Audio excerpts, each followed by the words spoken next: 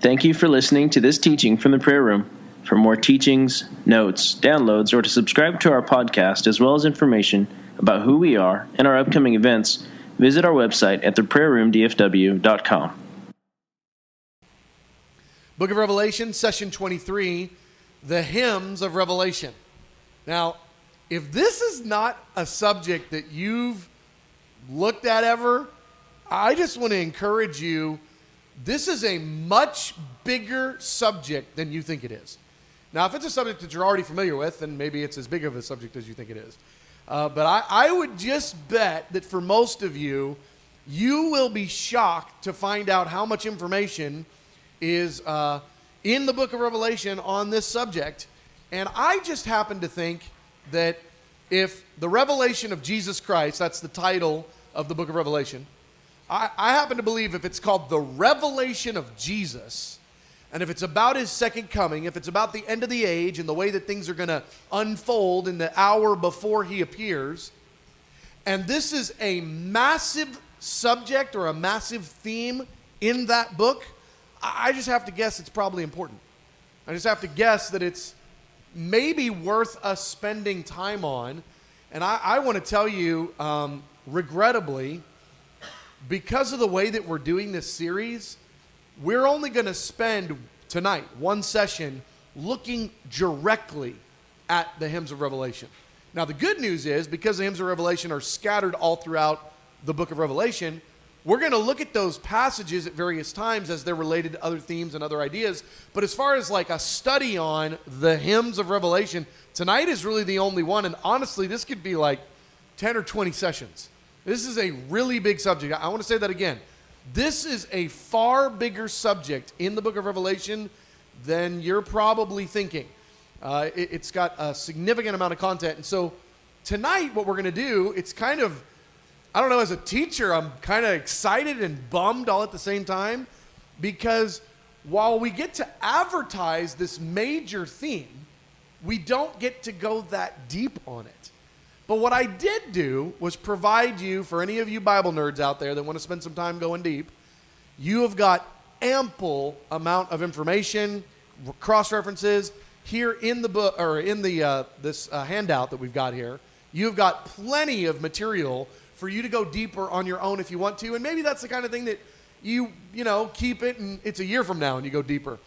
But my point is that this handout that you've got should provide the roadmap for you to go a good bit deeper than we're going to have time to go tonight, because it's such a massive subject. It pains me how massive of a subject this is that we're only able to give one session of attention directly to it.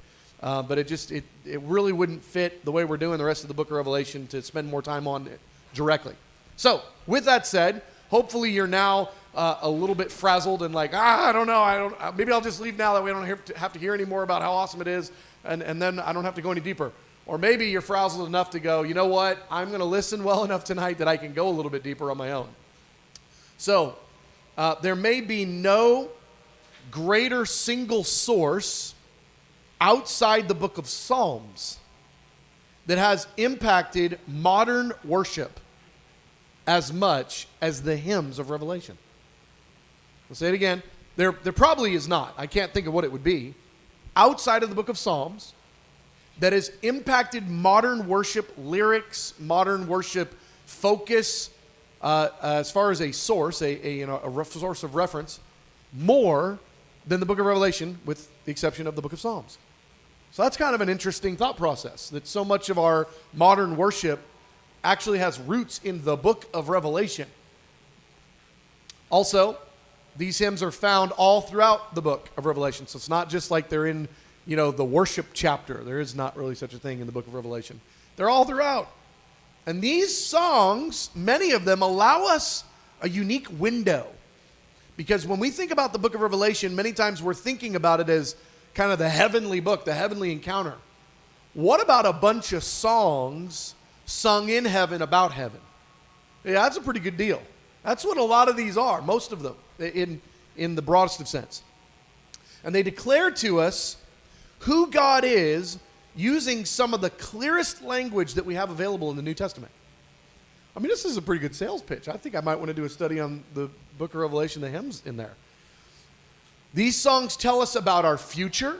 Songs that tell us about our future.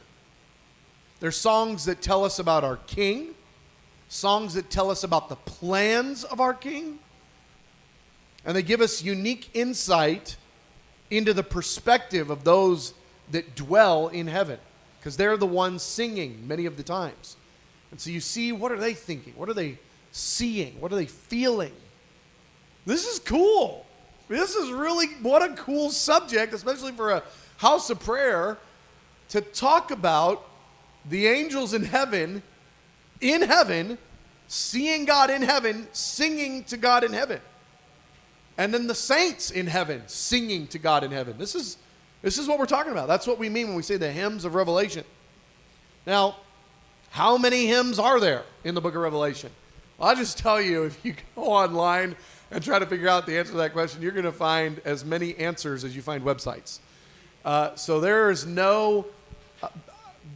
nobody who's the authority on hymns of Revelation that can say, there's only 7. No, there's 92. I mean, there's nobody out there that can say how many there are, because it's a bit difficult to know, when does this one stop and the next one start, or is that just the next, set of verses in that song but sung by a different. It's a little bit nebulous.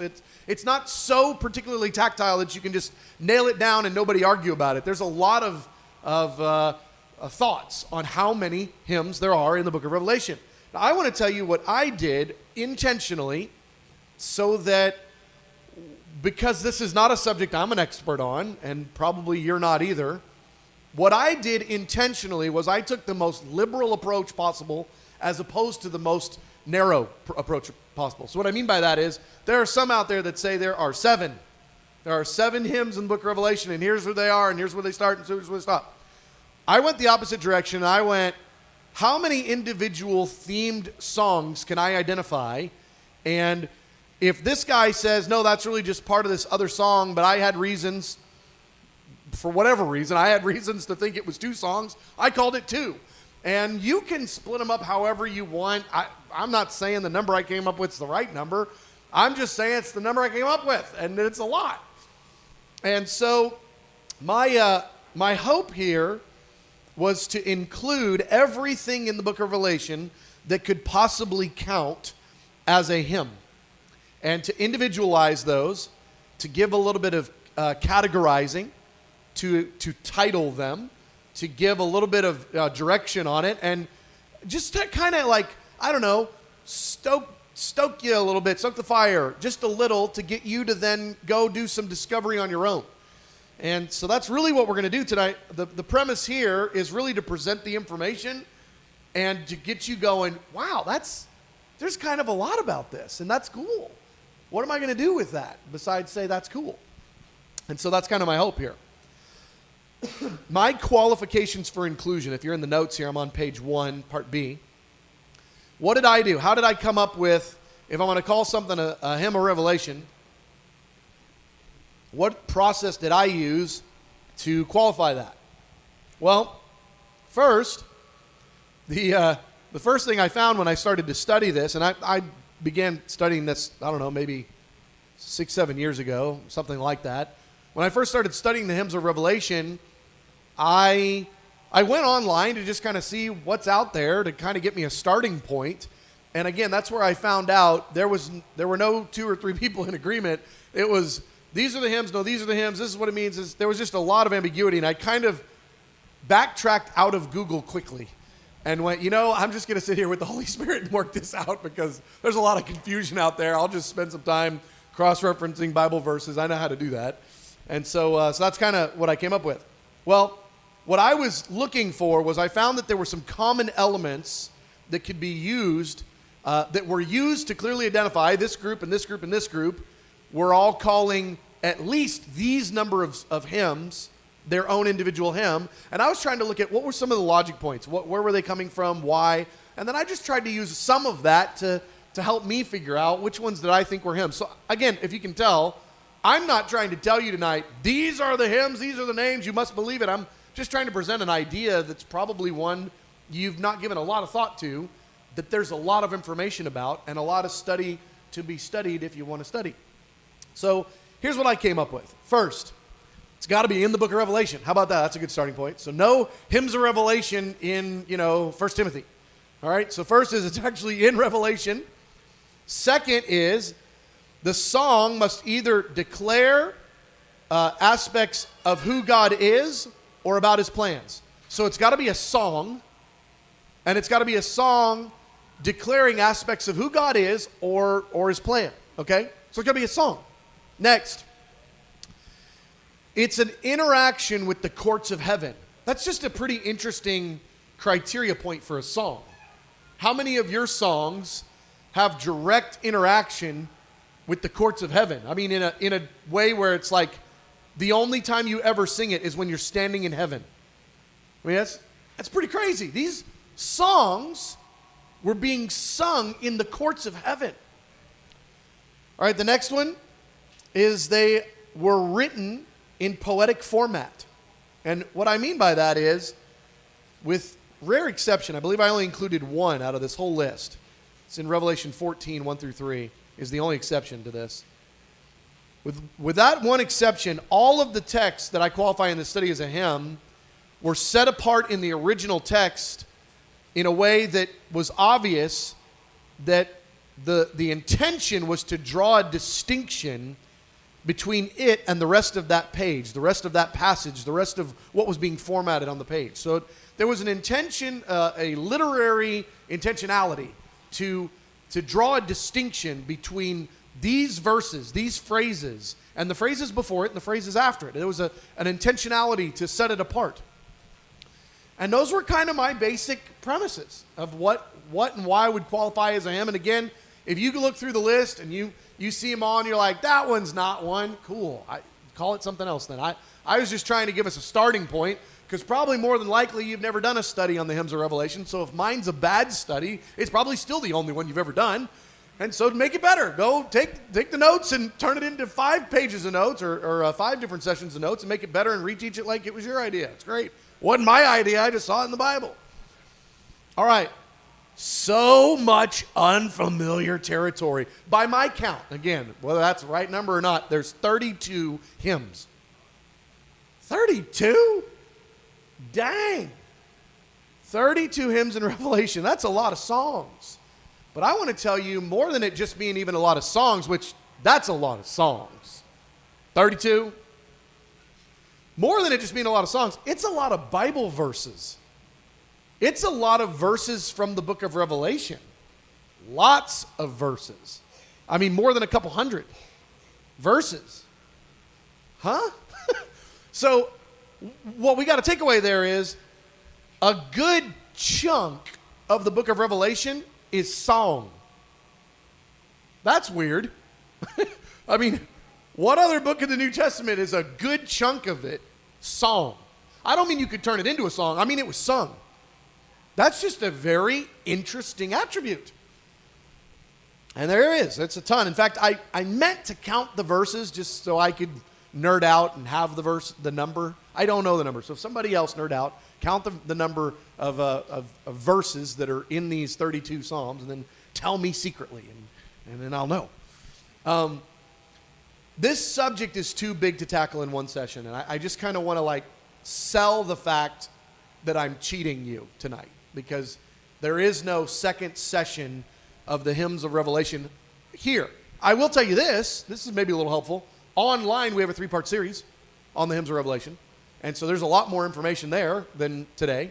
So you might, if this is a subject that interests you, but even 3 sessions doesn't really give the measure of clarity that this subject deserves. This is a massive subject in the book of Revelation. And so I'm just kind of pre-apologizing to you that we're not going to be able to get the detail tonight that would be awesome, but it will start a conversation. And my hope is that it's a conversation that you will now become aware that this is a reality and even be provoked to try to figure this out a little bit more.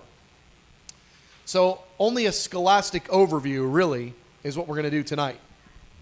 Now, I'll tell you this was another challenge I ran into.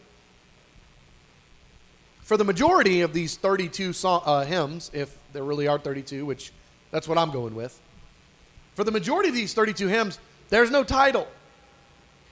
So there's no like Bible title, something written in the scripture. There's no commonly agreed upon title online because, man, that's just a nightmare. Those guys are all in disagreement with each other. I was like, I just feel too much spirited debate on this. I just want to read the Bible and love Jesus. And so I got out of that quickly, but there wasn't any list of names. So I made names up. And maybe my names are wrong. I just needed names to be able to refer to these 32 different passages because they were 32 different passages, and I didn't want to just keep calling them passage 1, 2, and 3. I needed titles. Now, some of them had titles, but most of them didn't. And so I don't want to come across in any sort of dogmatic way that it's like the titles written in here are the real ones.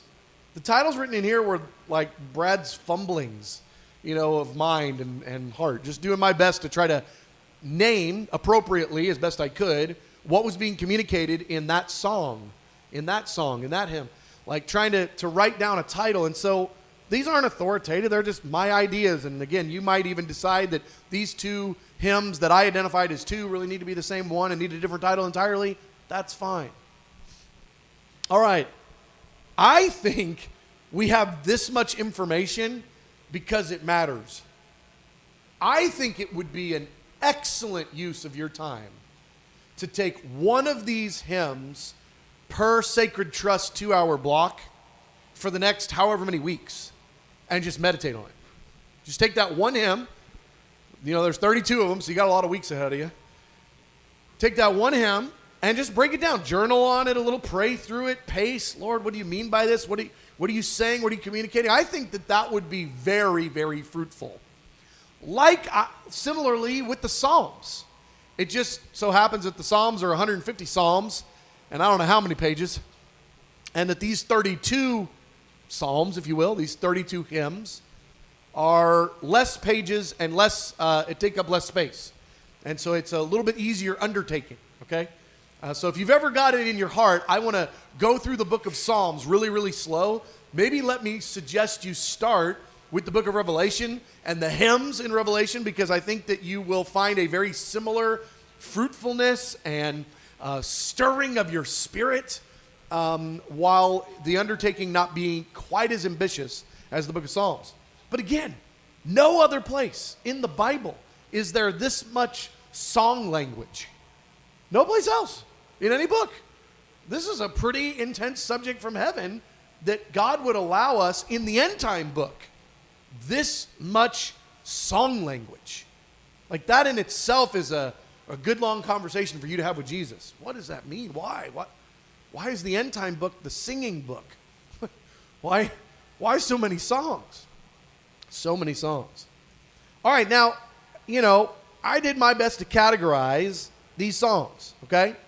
And so I've got them listed out here, categorizing heaven's songs.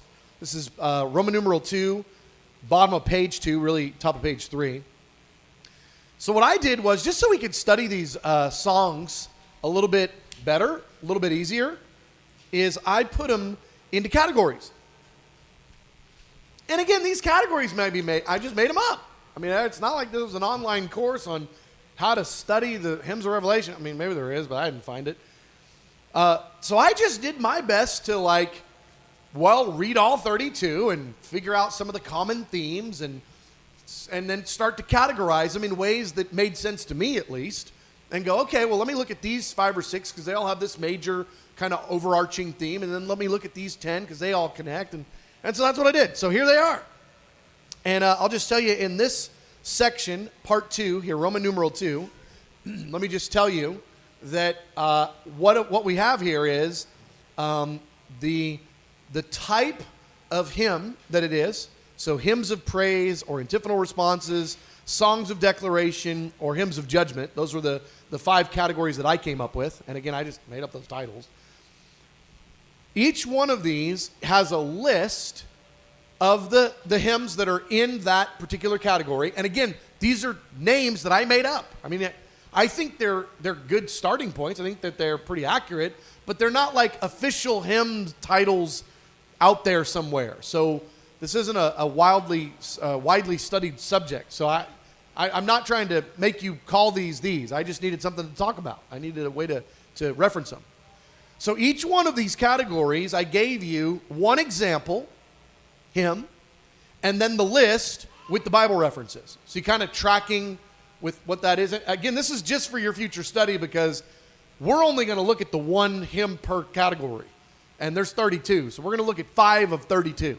Okay? I mean, this is like just a very basic intro. And of course, I picked the short ones because I was trying to get all this done in 35 minutes. So there's a lot of content here that we're not covering, but I hopefully gave you, the railroad tracks to get you there if you want to go do it on your own. So hymns of praise. These are hymns that are songs praising God. I mean, that's pretty simple, right? And these are distinct from the other 4 categories. I'll explain what that looks like in a minute. They're worship songs that praise God for who he is, and they focus on his nature as the most, central point of the song. So here's one, Revelation 4:8. This is probably the one okay? It was so fun because I was finishing up my notes earlier, and right as I started looking at Revelation 4:8, and I was putting it in here, somebody on the stage started singing, "Holy, holy, holy." It was beautiful. It's like just great. So I love it when the Lord gives those little kisses, which happen a lot when you're in this prayer room a lot. So there's an advertisement. If you want to hear from God, spend lots of hours every week in this prayer room. I promise you'll hear God. It happens all the time in here. So here's Revelation 4:8. Holy, holy, holy is the Lord God Almighty, who was and is to come. I'm not going to break all that down. I'm just going to say this. This is a hymn of praise because it's identifying attributes of God's nature and it's praising him for them. It's recognizing either who he is or what he's about, and it's worshiping him for the aspect of his nature that it's focused in on. So in this one, that he's holy, and then right after that he was and that he is to come. Those are attributes. Those are aspects of who he is. And so that's what I mean when I say a hymn of praise. All right, and there's 6 of them. Well, now down to the next one, antiphonal responses. So this one, there's 10 of them, and this is one where there are many hymns that are simply a response to other songs and declarations in the text. Now, again, this is one of those points of differentiation where one, guy that's qualifying the different hymns, he might say, well, if it's a hymn of response, it's still part of the previous song. Okay, I mean, that's fine. But in my opinion, it's bringing in a whole new singer or singer group. It's bringing in a whole new theme. Many new themes are developed in these these antiphonal responses. And so I wanted them to be separate because I just wanted to be able to look at them different. So here's one. You are worthy, our Lord and God, to receive glory and honor and power, for you created all things, and by your will they were created and have their being. Now, you can notice there, that's still giving praise to God. But what I did was I was differentiating between ones that were just giving praise to God and ones that were giving praise to God as an antiphonal response to something that just happened. So I'm categorizing these as something happens, and then angels or elders or living creatures or somebody looks at the thing that just happened, and now they go, we got to respond to that thing. And as they respond, they're now singing about that thing that they just saw or heard or something. And so to me, that's a little bit different. And to you, you might go, that's the same. I don't care. Look, I just did it my way. Do it your way. Take these notes and make them better. Songs of declaration, okay? Now, this category focuses on aspects of proclaiming things. These are songs in the book of Revelation that mostly declare aspects about who God is. Sometimes it's about his nature, or sometimes it's about his plan. Now, the difference here is these are songs. They are songs. They are being sung. But they're not so much focused on worship. They're more focused on declaration. It's songs of declaration about what God's doing, what he has done, what he's going to do. So here I gave you one here, Revelation 1:7. It's a song. Look, he's coming with the clouds, and every eye will see him, even those who pierced him. And all the peoples on earth will mourn because of him. So shall it be, amen. Now, until you start looking at the Psalms or the hymns of Revelation, and you start to realize so many of the verses in the book of Revelation were sung, you don't even stop to think about what pieces of theology we've already come to agree with, believe, know, be familiar with, that were sung when they were written. And this is one of them. This is one of those passages where we're looking at it and it's like, wow, this was intentionally set apart. This is being declared by the angels or sung by the angels.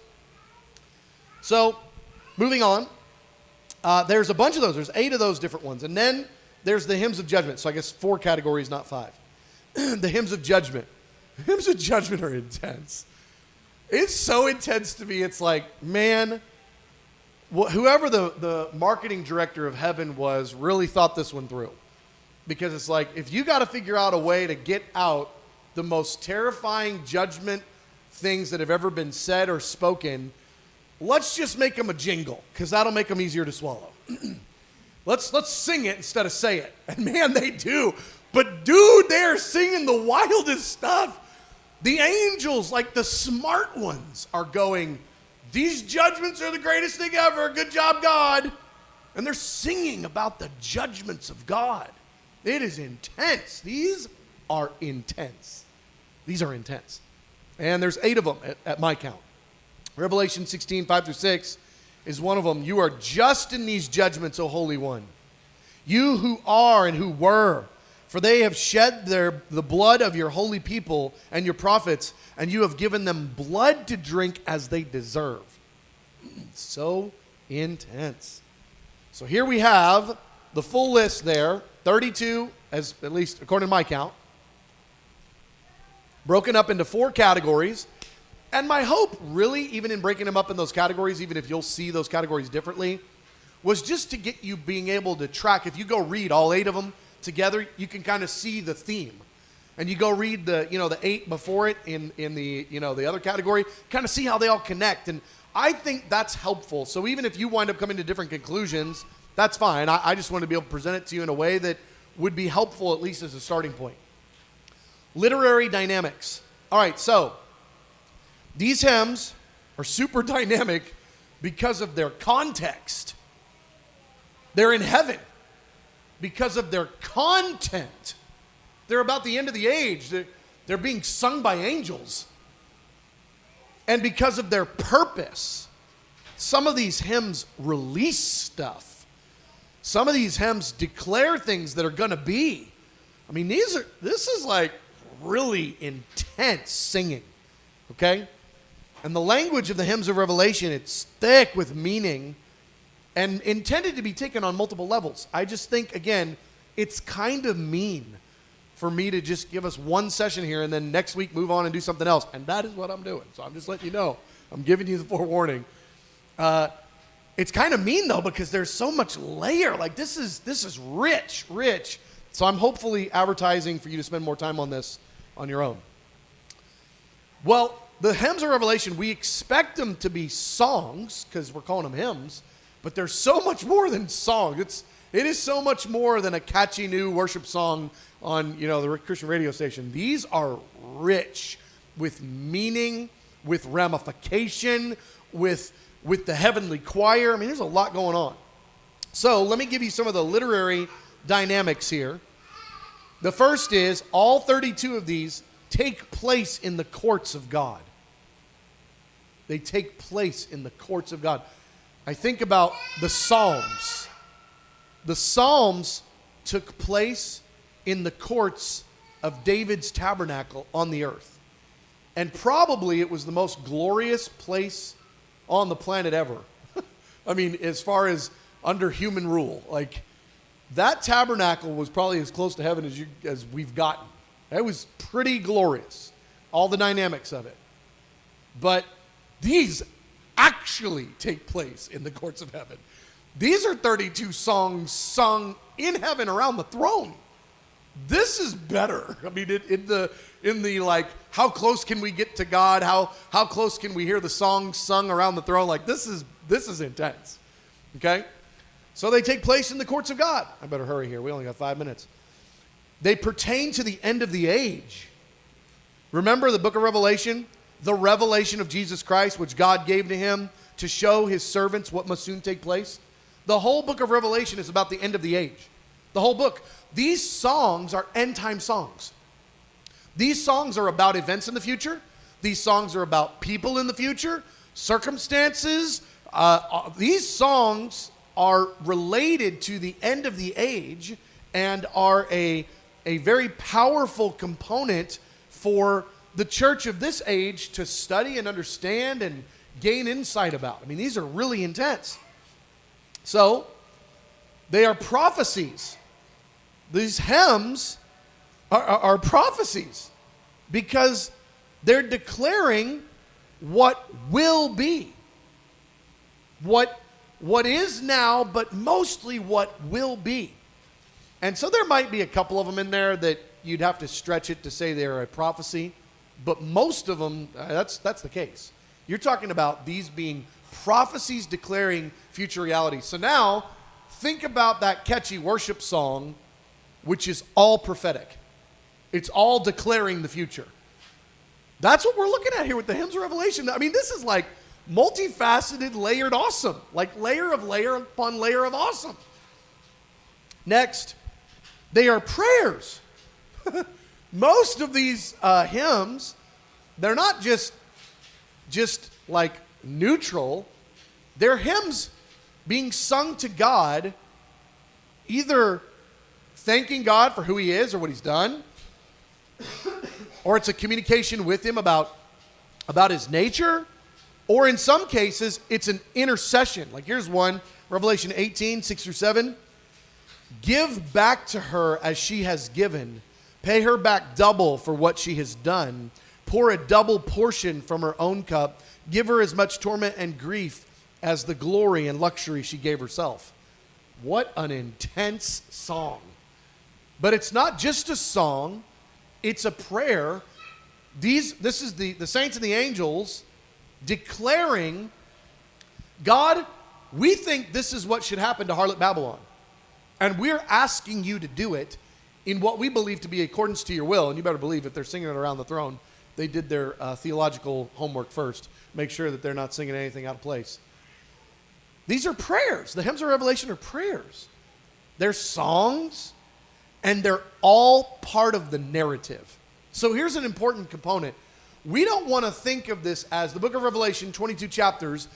There's this narrative going on, and then every now and then the angels all break into some weird, random, unrelated song. Just story, story, story. Now the musical, and it's all about something else. These songs are part of the narrative. And, I mean, really, that whole musical thing, like, that was God's idea first. You know, just think about that. Like, whoever invented the way that the musicals are done, you know, the acting and then the singing, like, that's Revelation, okay? Like, this is God's plan here first. And it's part of the narrative. It's not part of the narrative. It's not a break of the narrative. It's now there's singing involved, describing the narrative in different ways that you weren't going to get by merely telling the story. I mean, God is a poet. This is powerful. The hymns of Revelation, dang. It's about the exaltation of God. I'm just going to give you 3 little things here, and then we'll more or less break up. The hymns of Revelation are all either worshiping him, declaring aspects of who he is, unveiling revelatory components of who he is, or declaring his worth. All 3 of those are 3 aspects of worship, and that's what page 6 is about there. And these hymns are just rich as rich can be. So what we're going to do now is we're going to break up into groups. For joining us on Facebook Live, and then also for the recording, that we can get the questions included. Hey, 1 or 2 points that I forgot to make that I hope don't steal questions. But I made them in the notes, but I forgot to make them when I was kind of going through some stuff here. One of the things that I did in the the listings of all the hymns. So there were, 4 different categories, and I gave you the title of the hymn as well as the Bible reference. In that Bible reference, I typically would include a little bit before the hymn would actually start if it would help provide context. So a lot of times, if the actual hymn was verses 11 and 12, but verse 10 told you who was singing, I would include verse 10 so that you could kind of know that going in. So that was just a point that I wrote in the notes, but I forgot to make during the teaching. So, okay, well, let's go through these questions, and then I'll repeat them. So, Chris, why don't we start with you? Sure. So, in Revelation chapter 15, verses 2 and 4, why did they sing the song of Moses? So the question is, in Revelation 15, 2 and 4, 2 through 4, giving the backdrop of who is it that's singing. Part of the important detail on that is it says that they were singing the song of Moses, God's servant Moses, and the song of the Lamb. Now, I'm going to answer this question a little differently than you asked it, because I don't know the actual answer to the question you're asking. But I'm going to give some thoughts that might inform it a little bit. The Song of Solomon is called the Song of All Songs. Okay? So it's got to be the best song ever. Okay? And that song is actually about Jesus. Okay? And here we have this song of Moses that's also called the Song of the Lamb. And I just can't imagine a song being a better song than Jesus' Song of Songs, the Song of Solomon. So why am I making all this point? I think that there's actually a connection that I don't have fully traced out between the song that Moses sung in the period of the Exodus and this song here being called kind of twofold. It's being called the Song of Moses, but it's being called the Song of the Lamb. And Moses was delivering the people out of bondage, and Jesus is the deliverer out of bondage. But also the Song of Solomon is the song of his affections for us, which are ultimately delivering us out of bondage. So somehow I think all those 3 things are connected, and I don't know. So, okay, but I will tell you, I've spent some time looking at that one and just going, Lord, there's layers of mystery here. I'll say this, if you'd spend a lot of time thinking, praying, and singing about this, you would get clarity. The Lord would give you, he would unlock the treasure trove here. I'll say this, I think that there, 2 things. I think that there is a tremendous amount of yet untapped potential understanding and clarity about who God is, about who we are, about the role of the bride of Christ in the end of the age.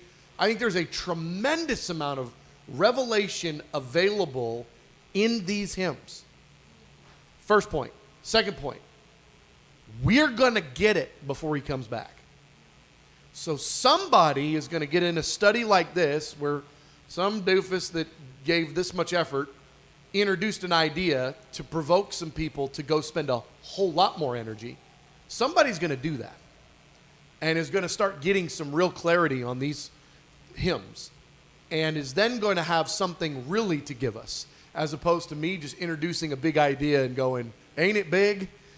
There's going to be people in this generation that are going to get real clarity about these hymns, and that is going to be of infinite value to the body of Christ and is going to be a rich journey gaining that understanding. So be that person. So there you go. All right, go to this question over here. Andy.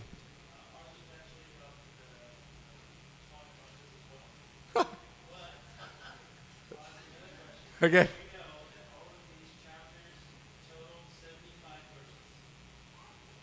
75 verses.